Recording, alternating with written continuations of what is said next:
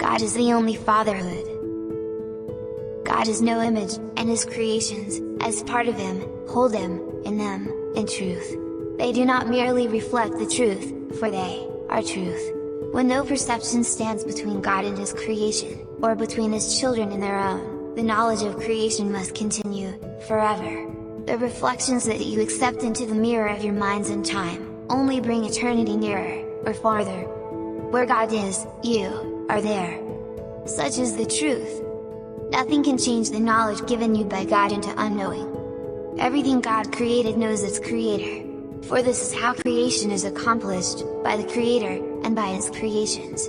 In the holy meeting place are joined the Father and His creations, and the creations of His Son, with them together. There is one link which joins them all together, holding them in the oneness out of which creation happens. The link with which the Father joins Himself to those He gives the power to create like Him, can never be dissolved. Heaven itself is union with all of creation, and with its one Creator. And heaven remains the will of God for you. Lay no gifts other than this upon your altars, for nothing can coexist beside it. To whom God gives Himself, He is given. God is the only fatherhood, but gave it to us as well. However, we must give credit to God. Do not perceive anything God did not create, or you are denying Him. For His is the only fatherhood, and it is yours only because He has given it to you. Your gifts to yourself are meaningless, but your gifts to your creations are like His, because they are given in His name. That is why your creations are as real as His. But the real fatherhood must be acknowledged, if the real Son is to be known. You believe that the sick things which you have made are your real creations, because you believe that the sick images you perceive are the sons of God. Only if you accept the fatherhood of God will you have anything, because His fatherhood gave you everything. That is why to deny Him is to deny yourself. Arrogance is the denial of love, because love shares in arrogance withholds. As long as both appear to you to be desirable, the concept of choice, which is not of God, will remain with you. While this is not true in eternity, it is true in time, so that, while time lasts in your minds, there will be choices. Time itself was your choice. If you would remember eternity, you must learn to look on only the eternal. If you allow yourselves to become preoccupied with the temporal, you are living in time.